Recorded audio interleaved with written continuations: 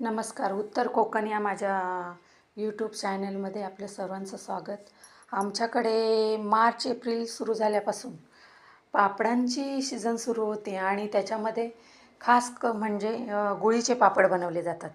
तर त्याची रेसिपी आज मी तुम्हाला शेअर करत आहे. सुरुवातीला आपण पाहणार आहोत की आपण एक मोठं पातेलं घेतलेलं आहे आणि त्याला कॉटनचं कपडा बांधलेला आहे. त्याच्यामध्ये आपण काय करणार आहोत तर डाळ सुरुवातीला पुसून घेणार आहोत, जेणेकरून तिला जी लागलेली पावडर असते ती बाजूला झाली पाहिजे. आणि डाळ स्वच्छ केल्यावर आपल्याला चक्कीमध्ये नेऊन तिला छोट्या चक्कीमध्ये दळून घ्यायचे आहे. त्याच्यामध्ये दळताना काय करायचं आहे की थोडे 5 किलो डाळ असेल तर 10-12 सोपचे दाणे घालायचे आहेत आणि 2-3 खड्याचा हिंग असतो तो कुटून त्याच्यामध्ये घालायचा आहे आपल्याला. आणि कोणतंही पीठ त्याच्यामध्ये मिक्स होणार नाही अशा प्रकारे आपण काय करायचं आहे, ही डाळ चक्कीमध्ये दळून घ्यायची आहे आणि पीठ बारीक येईल एवढं आपण त्याची काळजी घ्यायची आहे. सर्वात महत्त्वाचं, पीठ दळत असताना त्याच्यामध्ये जसं आपण हिंग आणि सोप टाकतो थोड्या प्रमाणात, त्याप्रमाणे आपण काय करायचं आहे, 5 किलोला 20 ग्रॅम एवढं आपल्याला काळं मिरी किंवा पांढरं मिरी घालायचं आहे.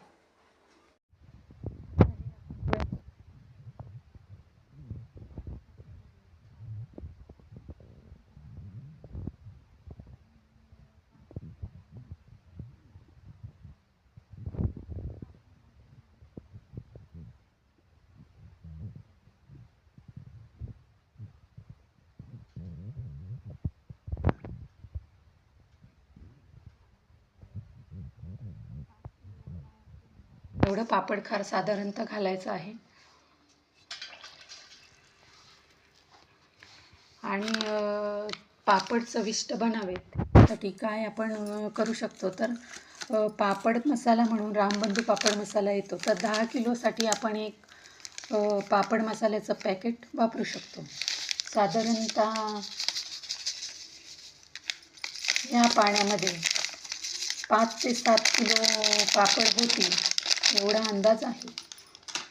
आणि काय करणार आहोत, खडे हिंग आपण दळण्यासाठी टाकलेलाच आहे, परंतु ह्याच्यामध्ये सुद्धा थोडासा आपण काय करणार आहोत, हिंग टाकणार आहोत, जो एकेटी म्हणून असतो तो.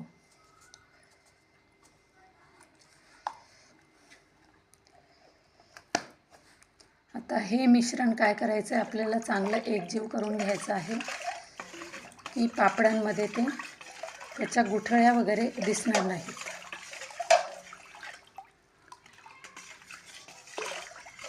थोड्या वेळाने काय होईल, सगळं एकजीव झालं की आपण त्याची थोडी चव पाहून घ्यायची की मीठ बरोबर आहे की नाही आहे. जर कमी असेल तर थोडं ॲड करायचं आहे मीठ.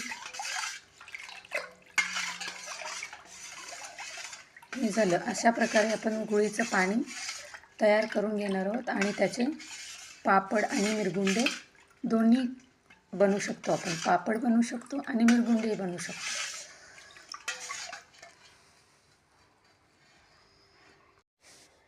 आता तयार केलेलं पाणी आपण पिठामध्ये घालून अशा प्रकारे त्याला गोळे बनवून घ्यायचे आहेत आणि ते चांगल्या प्रकारे थोडे मुरून देण्यासाठी आपण पॉलिथिनच्या पिशवीमध्ये त्याला काय करणार आहोत, बांधून ठेवणार आहोत. साधारण अर्धा तास बांधून झाल्यानंतर आपण काय करणार आहोत, त्याला पुन्हा आपल्याकडे दगडी पाटा असतो त्याच्यावर काय करायचं आहे, त्याला थोडं कुटून घ्यायचं आहे, एकजीव करून घ्यायचं आहे, जेणेकरून ते आपल्याला काय होईल, पापड करायला सोपं जाईल. आता हा पाटा आहे, याला थोडं तेल लावून घ्यायचं आहे खाली, आणि हा वरवंटा आहे, याला थोडं तेल लावायचं आहे आणि पीठ चांगल्या प्रकारे कुटून घ्यायचं आहे, जेणेकरून आपल्याला त्याचे पापड बनवण्यासाठी असे छोटे छोटे लोंढे बनवता येतील.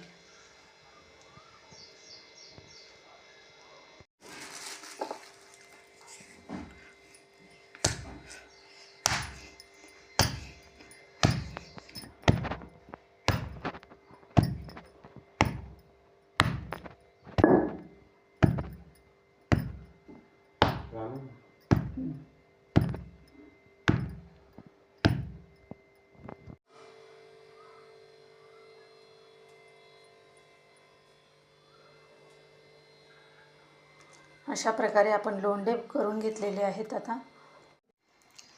अशा प्रकारे आता आपले पापड बनून तयार झालेले आहेत. तरी गुळीच्या पाण्याचे जेव्हा आपण पापड तयार करतो तर ते लाल होऊ नयेत किंवा त्यांना आहे तसाच चांगला सफेद कलर राहावा म्हणून काय करावं, हे जे पापड आहेत ते आपण शक्यतो घरातच सुकत घालावेत. उन्हामध्ये टाकले तर गुळीचे पाण्याचे पापड काय होतात, लाल होतात. आणि जेव्हा ढगाळ वातावरण येतं त्यावेळेस आपण कोणत्याही प्रकारे पापड बनवणं शक्यतो टाळावं, कारण त्याच्यानेही गुळीच्या पाण्याचे पापड वाया जाण्याची शक्यता असते.